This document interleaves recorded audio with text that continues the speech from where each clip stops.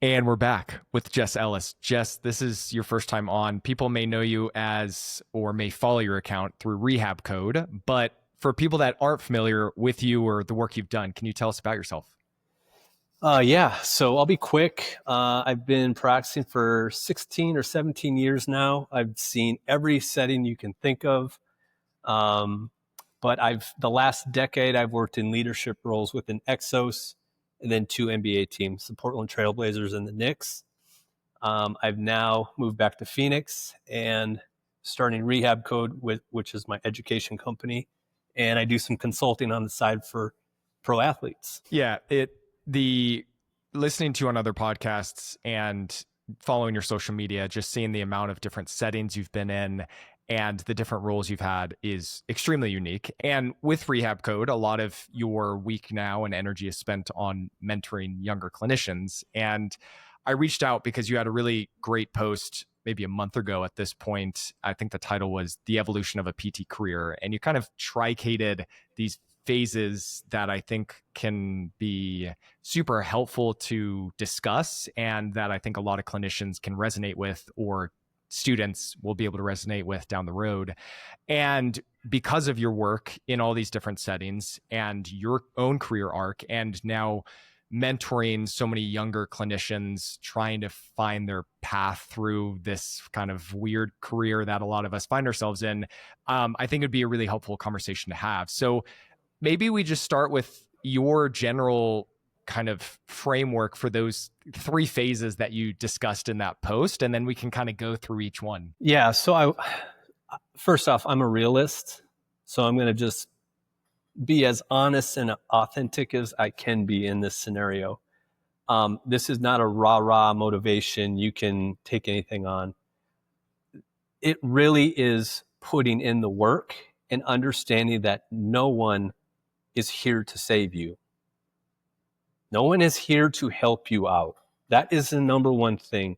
You really have to go about it and apply everything that you know. Seek out the people that you want to learn from. Nobody's just going to hand it to you.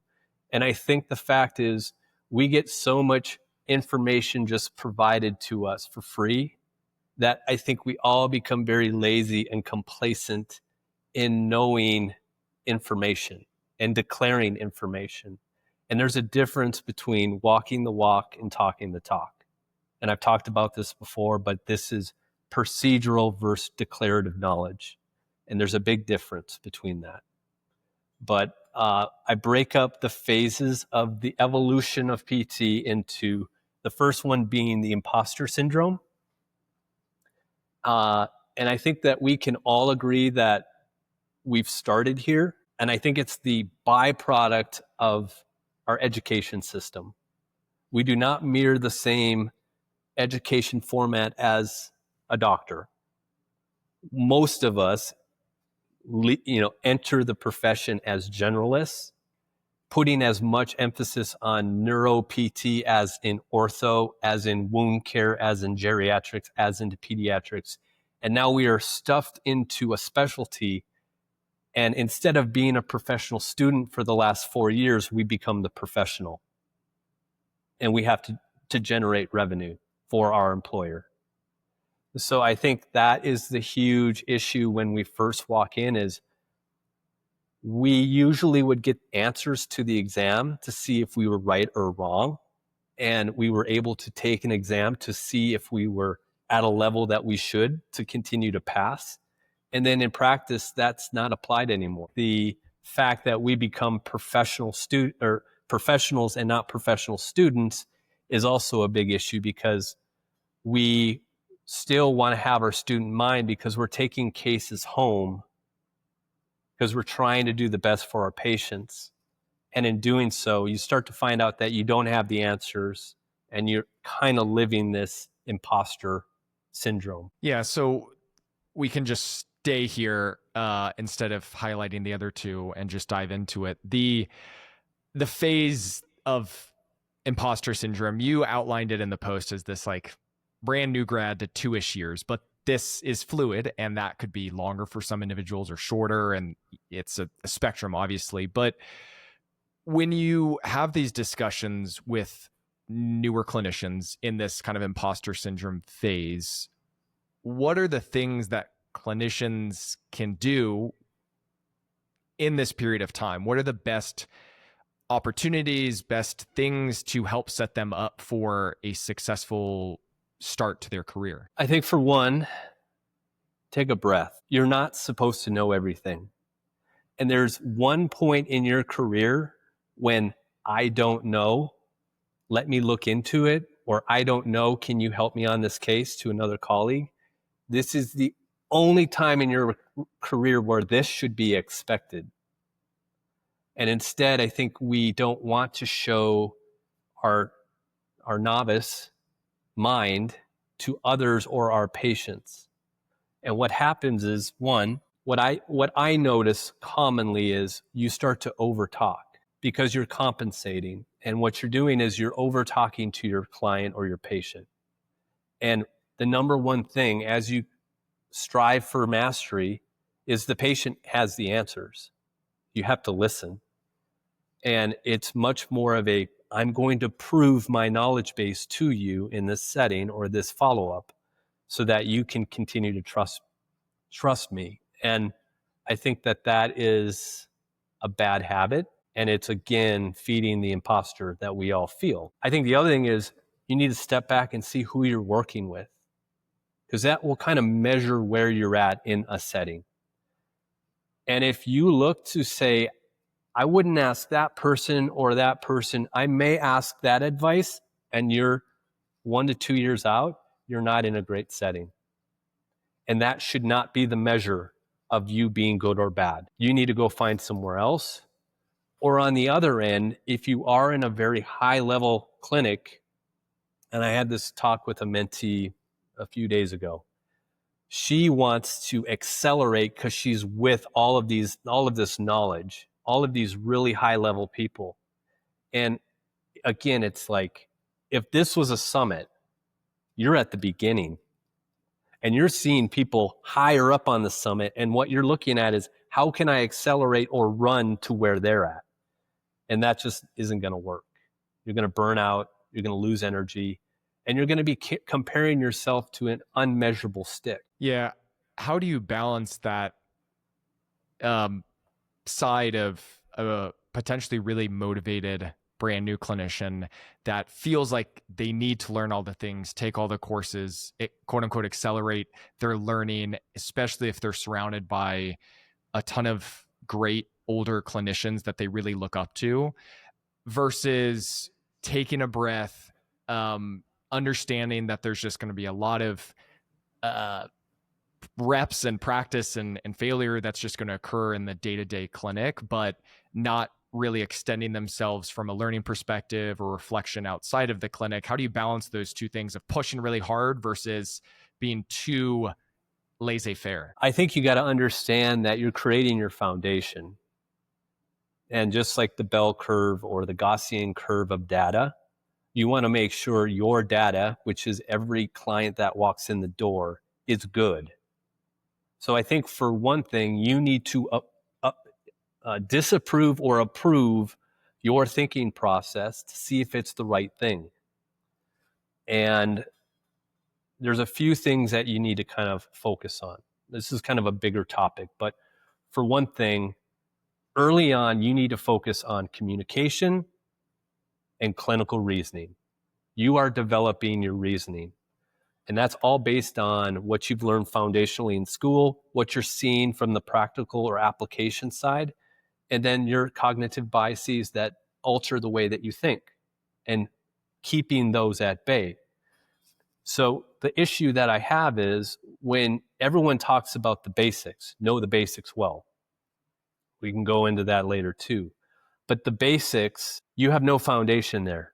Because when you go to PT school, you hardly get a taste of the basics. You hardly even see a patient. Then you go into your clinical rotation. Half of them are bad, let alone the ones that are good.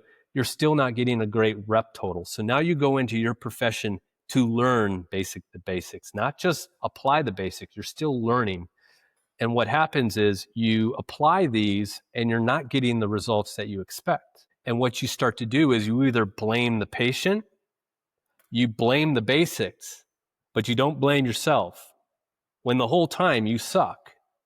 It's okay. You do suck. We all suck at that point.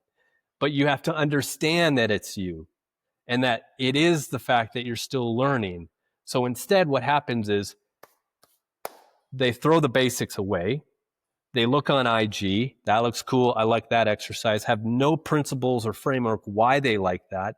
Or they go and do a bunch of Con Ed courses, which just muddies the water. For your first 2 years, you don't need a Con Ed course.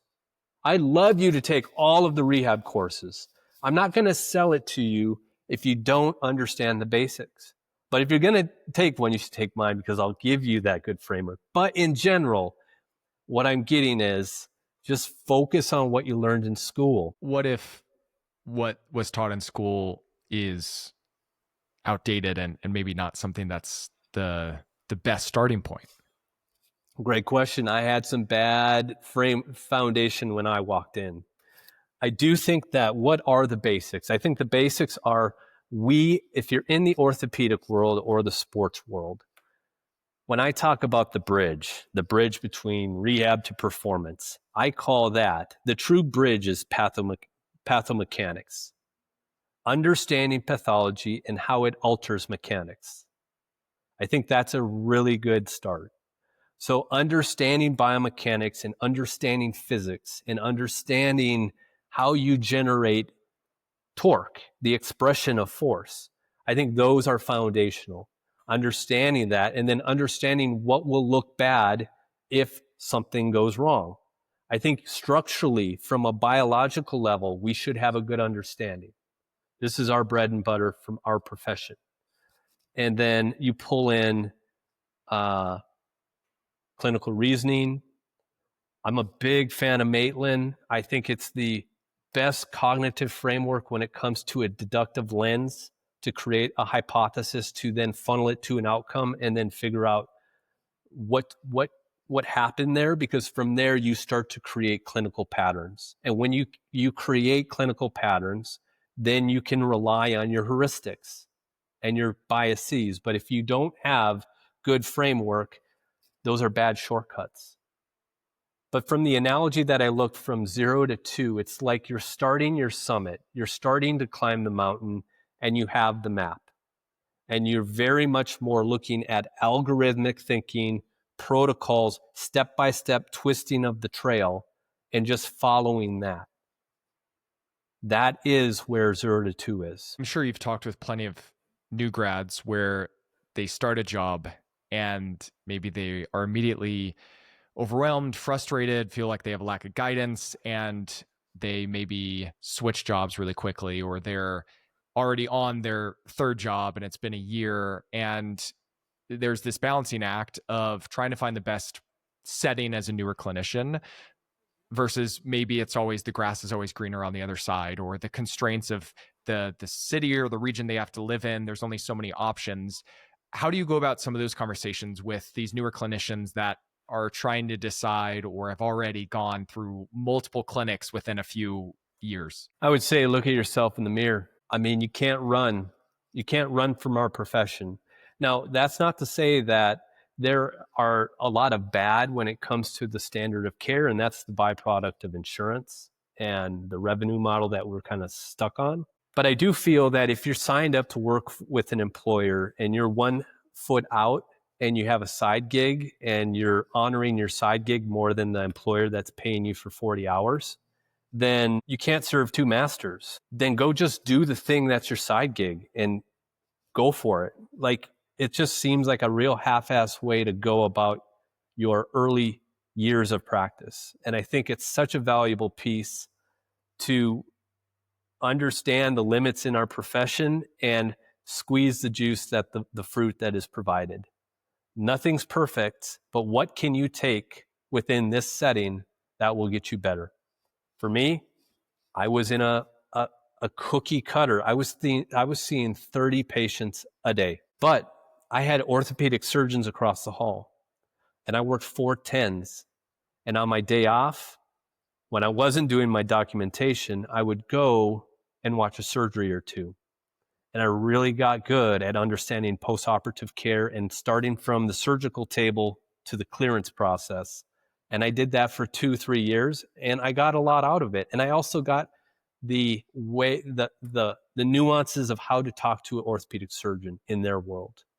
And it helped me to betterment my next role, which was a private practice where I saw half the patients. And I really could sit and talk to an orthopedic surgeon with confidence and talk their language, and they would send me clients directly to me. And I think there's an example of, there was a lot of bullshit, but there was some gems in there, and take it. But if you're running from your job to fill whatever makes you, feel fulfilled, you're going to lose the law of attrition. Your motivation will slowly wear away. And the only reason why you're gaining motivation is finding another job to fill that vacancy, when it's really you're running from your own downfall. Anything else in this first year to two-ish imposter syndrome new grad phase that you want to touch on before we go into the danger zone?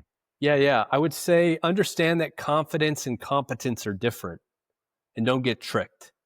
I think if you're in maybe a low level clinic where you're feeling pretty confident, even young, or if you're charismatic enough to hold a decent volume of a caseload, don't get it twisted that it's because you're actually good at your job. You're good at being a people person, and the connection is there.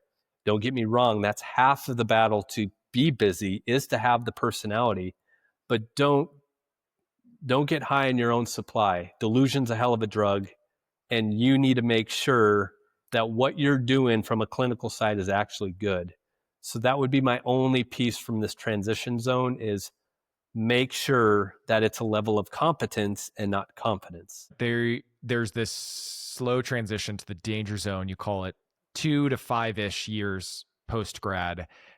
What do you mean by the danger zone? Well, the danger zone is, there's a couple analogies. One, it's the big fish in the little pond. Like, you're just looking at your surrounding environment, and you're really not having to address any tough cases or tough questions because no one's going to ask you. The other analogy I give from like a bro science is, if you work out in a certain gym and you're the biggest dude, right? You feel pretty good. You don't have to work as hard. People are trying to achieve what you are. You look really good. And then let's say you go to a different gym, like your buddy says, hey, let's go over here. Or you go on vacation and you go to a different gym, and you're the smallest dude in the weight room. You're like, oh shit. Like, now I got to go back to my gym knowing that that's a standard that I was not exposed to.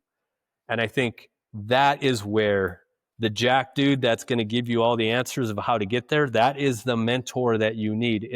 The mentor is the one who exposes your blind spots and understands where you're at in the journey and where you can fall back on bad habits. And from the mountain, the summit, right? We were all about the map. We're kind of going through the route.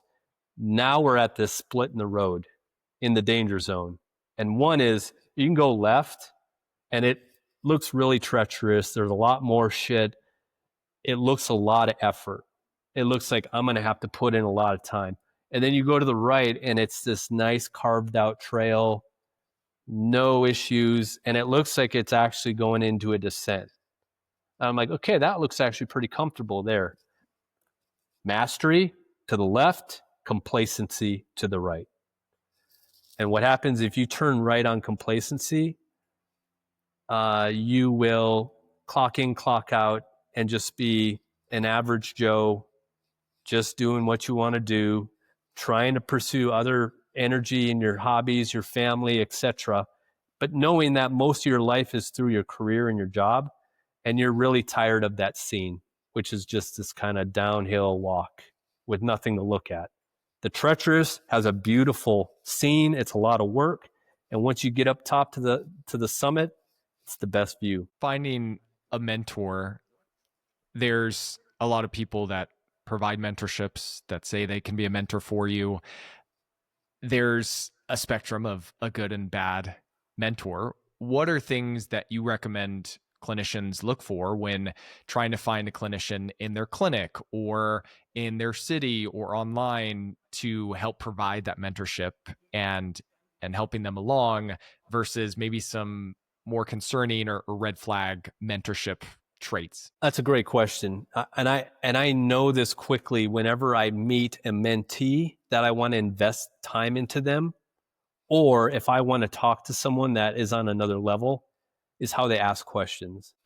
It's super specific. It is very like almost, it's an impressive approach, knowing that you kind of cut through more of the rudimentary questions that you're like, well, that's kind of a stupid question. Like no question is dumb, but like this is kind of where we're starting. But when you're actually asking highly intelligent questions, so it's almost not the fact how much you can speak, it's where is your question formation happening, knowing that, oh, this individual has a mind on them. They're going to go far. That's where I want to invest in people, where I have these mentorship groups, and I already know there's like 2 of them that are like on. If I was like a stockbroker and I saw a stock, I'm going to put money on these 2 people, just knowing that that's where they're starting from a question formation. And then application is everything, dude. Like, what have they done? It's not all about credentials either. Like, some of the best individuals I've seen from an S&C side or a PT side have just a really steady caseload, and people are talking praises about them.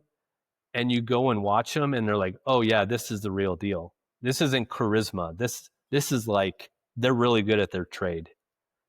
And I've seen it a lot. There's a lot of people that don't like putting their face in front of a phone and creating content that are on another level. So sometimes it's almost like, get away from how strong that audience or followership is, and get to the people that are in the trenches that are like doing it every day. What do you think a productive mentor-mentee relationship actually looks like? Well, I think from a mentor who's mentored a lot of individuals, I'm going to give you as much energy as you provide. I'm matching your energy.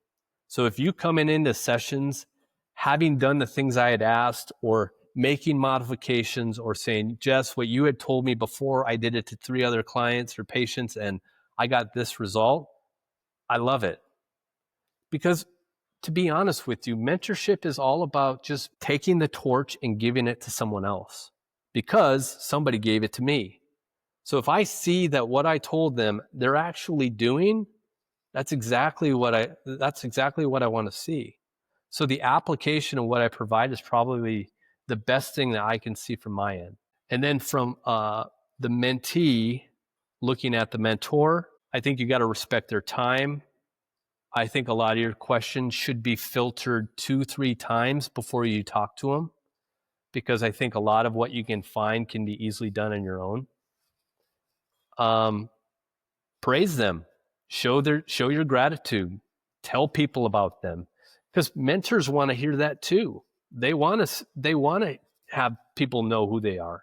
Like, that's a piece of it too. Like, I think praise is something we never give out. Instead, I'm going to take this mentor's information and I'm going to then somehow pivot to make it look like it's mine, and then go from there. It's just this almost like a copycat world where there's not enough credence and credibility provided to the people that gave it to you. The mentors I've had, the best mentors I've had, are the ones that make me pretty uncomfortable, in the sense that they push me and ask me challenging questions and maybe call me out, or don't just agree with everything because I'm their mentee. How do you find that balancing act between providing constructive criticism and not being too overwhelming by too much feedback all the time for a clinician? I match the energy of the mentee. And the problem is the ones that can't take it, I already know that they're not going to go very far. And there will be a time where I pull a mentee over and I say, you know why I'm killing you? And they're like, why? Because I believe in you. Because I know you can take my feedback, and I hold you at a different level than some of these others. And I think that's the true love that we seek out. So I've been murdered before on through my fellowship. My mentor basically told his mentor, saying, this kid's the real deal. Like, he's my guy. Like, he's got a great mind. He's got a good approach. And she licked her chops and she destroyed me for over a year because she knew that my mentor put the stamp on me. And she's like, okay, this is your guy. Let's see what he can do. And I knew that going into it. I knew I was in the lion's den the whole time.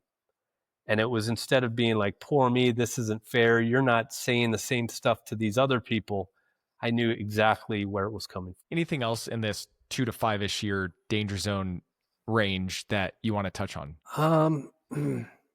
I would say authentic mentorship is important. I think you got to do homework on who you should seek out for. I really stress that S&C is a really important world that we should all know about, both in orthopedics and strength and conditioning, and sport. And I do think that you need to seek out an S&C coach that is a mentor, not a colleague. And I think that is an important difference there, because I think a lot of us as DPTs, we think we're pretty smart and we can kind of like, oh, I'm going to talk to the strength coach and hear what he does for this. Instead of being like, nope, I'm coming to you because you know more knowledge than I need to, and I need to just be the fly on the wall. And I'm not going to say much. I'm just going to watch what you do.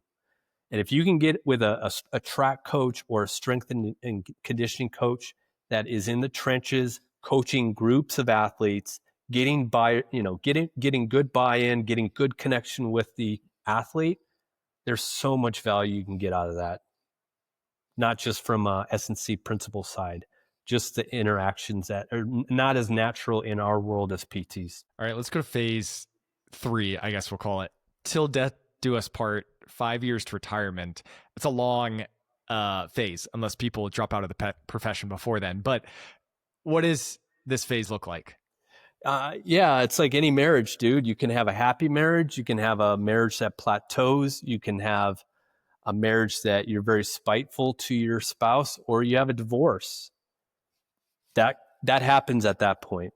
And you've gotten enough experience that you're competent. Hopefully you're competent, but now you're dabbling in different worlds. Is it leadership? Is it mastery in your role and just being good at what you do? Is it, I'm going into consulting, maybe working an edge in the tech space? Or am I going to look at more of an education route? So there is where you start to put more of a flavor of who you are and what you want the rest of your career to look like. Now, I'm 40 and I'm 16 years of experience, and somebody would be like, what do you want to be when you grow up? And I still have a hard time saying what I want to be because I have a lot of interests. So my rule of thumb is, I think the best thing for a fulfilled life, if there's one thing that would be, what's the meaning of a fulfilled life? I think the answer would be being curious. And that is being curious to learn. That is being curious to experience new things. That's going to different restaurants. That's going to a different country. That's doing something novel. And I think at this point, you need that creativity and that curiosity. And with that, I think that you should have a 3-rep tolerance with everything, which is, I'm going to spread myself out to see all these different things, and I'm going to do it 2 or 3 times. And each time I do it, I'm going to say, does this fulfill me or does it not? Does this bring some kind of a joy or excitement when I do it? Or I'm just kind of indifferent, or it actually seems like it's work. I think that's the brain, your intuition side saying if that's something you should do or not. And I think we should tap into that more. I think early on, we're very rigid on technicality and rules and reasoning. And I think as you get older in your career, you start to look at creativity and intuition and using that as more of a broad stroke of what you do from a personal and professional level. How do you color your life with different things? And doing that 3-rep where you take an audit to see if that was actually fun. And then once you do that, you start to then take all of this time that you have and you funnel it into the passion projects that you want to do. There's a lot of reasons why clinicians may leave the profession, but from the younger clinician or this 5+ year out of school individual you talk with, and they are in maybe a bad spot where they're considering leaving the field, or they just feel really frustrated and there's no options. What are the things that you've heard or that you see are the reasons why people are kind of nearing ready to make a major career shift and leave the profession of PT? I would say, from my own perspective and my own experience, I was saved from a mentor. 2 years out of PT school, when I was seeing 30 patients a day, I bought an MCAT book. I told my wife, I'm done with PT. I'm going back to med school. I never went to med school because I didn't think I was smart enough. So I chose PT. So there was already some pent up anger that I didn't choose that profession early on. Like I felt like I cut myself short. And then I met my mentor, Tim, and it blew my mind because I said, okay, this is a different way of thinking. And whoever I was near and working with, that is not the standard I should strive for. So to be honest with you, I would say my career was saved based on that individual. I would say that you need to seek that out. And if you can't find a high-level mentor, you need to find people that constantly want to move the needle and get better, and find ways to meet with them.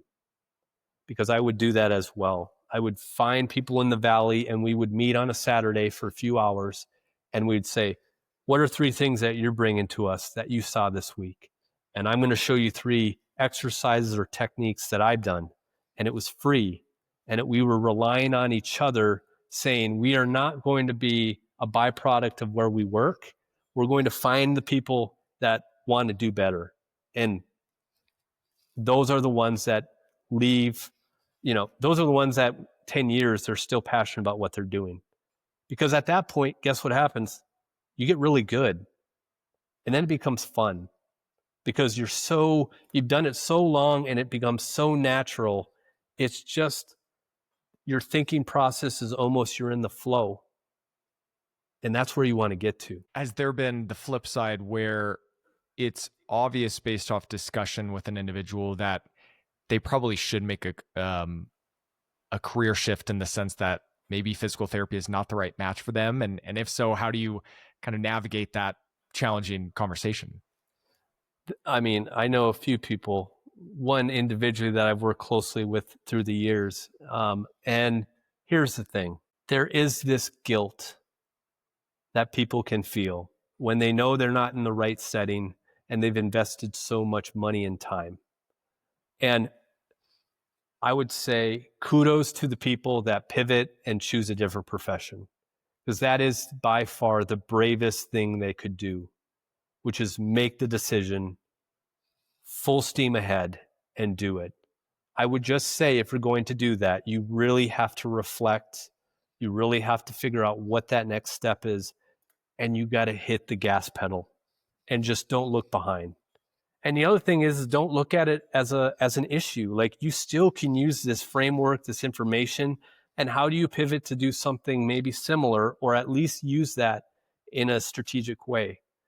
But I would say when you do make that decision, it is clearly a state of courage and bravery that most people wouldn't do, because most people would be unhappy and choose to continue to do things they don't like doing than choosing something unknown and not knowing the outcome. Because at least knowing what they know it's miserable, but it's still the bed that they make every day. When you go out in the unknown and have no understanding of what that outcome is, it could be worse, but it could be better. And I think that's that level of courageousness that people need to do when they make that pivot. Pivoting all the way back to a student that's still in graduate school and they're trying to figure out, what do I do next? Do I go into a residency? Do I go straight into a clinical job? There's all these potential options before even starting that imposter syndrome new grad phase. Do you have recommendations for students on, they're already lost to figuring out, what do I do next? How do they guide themselves through that? In making that extra commitment financially, like with a residency? Well, trying to figure out as a clinician or as a student, when I graduate, should I go into residency? Should I just start clinical life? What are all these options?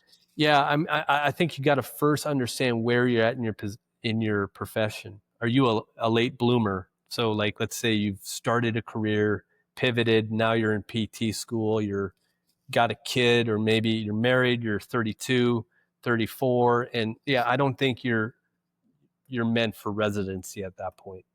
But I also could say that that's almost a strength, because you have way more perspective and knowledge and experience going into PT school that you probably can apply a lot of life scenarios and be pretty good starting out. If you're fresh out and you're young and you want to go far in regards to sports, or at least get a really good start in your career, residency is really good. I think it's something I never received, but I see a lot of young clinicians do it, and they get pretty good exposure to a network, and they have pretty good standardization of exams. And there's just that foundation that you usually don't get exposed to, but you already kind of start out with a pretty good baseline of knowledge after a residency. So I'd say you should. Also, don't feel like a failure when you didn't get the residency, because it really doesn't matter how much education you get. It's what do you do with it? Like, what do you do? How do you learn in the trenches, in the shadows? Who do you network with specifically? That's all that matters. I mean, I was the VP of health for the Knicks, and I went to University of North Dakota. Like, I had no network, nor I have any affiliation with any team. I interviewed for Exos for 10 different jobs and didn't get past the first round. I have been told no many, many times in my life, and it didn't matter. I was going to find a way. And every time that I got an opportunity, I killed it. And that's the only thing that matters. Yeah, I think there's this assumed linearity of the next step from a lot of individuals. They'll go straight from high school to undergrad to grad school to maybe residency, or that's the assumed. But I think a lot of the best learning periods of someone's life is when they don't get the thing that they were wanting, or they were rejected, or they were said no to. Can you speak more on that? How that is an overall, or a lot of times an overall positive, and can lead to a lot better opportunities down the road? Yeah, I think failure is everything you should seek, because once you have failure, your imposter syndrome goes away. It is important to look for failure, because you're also playing in the threshold of, am I good enough, or if I'm not. If you don't fail in life at ever, then you've never put yourself out there. So I think that's number one. I think it was 4 years out, I was just working in an orthopedic setting. I never thought I would ever get into sports. My mentor, somebody from the Red Sox, had called and said, do you have anybody for this top position? And he put my name in the hat. And what my mentor didn't know was the Boston Red Sox was my dream job. Coming out of PT school, I was like, man, if I could work with the Red Sox, that'd be the peak. And 4 years out, I went 3 rounds in the interview process. Probably should never have made it past the first round, and didn't get the job, which I shouldn't have anyway. But it gave me a spark. It said that was my dream job, and I made it to 3 rounds. I never thought I could even have a conversation with somebody from the Red Sox. That gave me the confidence to say, I'm going to start interviewing for pro sports. And one thing I did to remind myself of that, I took the email that said, thanks, Jess, we're going to move on from your candidacy. We're going with someone else. I put that as my desktop picture. So every time I opened up my computer, I looked at it as, I didn't look at it as a failure. It was I'm good enough to be included in this interview process for every interview I do. And if my name had not been put by my mentor, I likely would have capped how far I would have went in my career. That small thing sparked something to say I'm good enough. And I think we all need that sometimes. Jess, is there anything else with this big topic of the evolution of a PT career that you want to touch on that we haven't already before we start to wrap things up? I think I'll say what I said at the beginning. This is your journey, and it's your job to find fulfillment. It is your job to find what moves the needle and make you happy. If you are struggling in a job, you need to step back, and instead of run to find another job, you have to figure out what is going to make you feel fulfilled, and more importantly, be driven by internal validation and not external. I think we put too much emphasis on what jersey or what polo we're wearing, of what logo. I think sports is the standard that everyone is the top. If you're not in sports, you haven't made it there. Or you chase the academia route, and it's how many times is your name on a research paper. And I just think that that's all swayed towards external validation. And you got to find your core beliefs and your core values, and from there, find out what that looks like in work and life. Because not everyone's meant for sport, and not everyone's meant to create research. Find out what you're really good at and kill it. I think that's a great place to stop, Jess. For people that want to learn more from you, can you touch on the services you provide with the Rehab Code and how people can contact you? Yeah, man. Hang out with me at Rehab Code. It's mentorship. I teach courses on the weekend. I make sure anything I produce when it comes to content, either IG or my newsletter or my career codex, where I try to get you a job in sports, everything is quality. That's what I care about, because the standard is so low in the world, especially of social media, that I know that the number one commodity in this world is attention. So I want to make sure that I respect your attention, and that you look at me as somewhat a resource and somebody that has done it in the field of pro sports, in the private sector, and that now I'm giving it back and helping out everybody along the journey. So that's probably the easiest way to connect with me, is just get on Rehab Code. Yeah, we'll link it in the show notes for people to find it. Thanks again, Jess. We'll call it there.